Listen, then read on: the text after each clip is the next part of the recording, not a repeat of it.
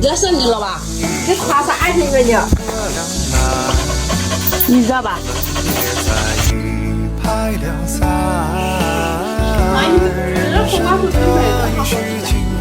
哦，二比我这冻着，那时候才更会吃了。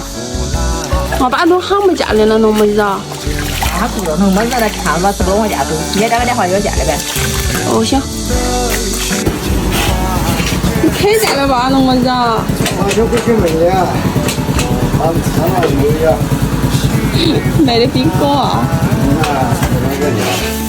打个2块2块吧。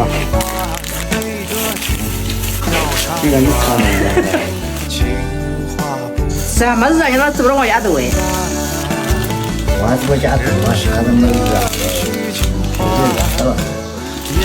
那光求那这5天上破了，这5天那不上破了，得干。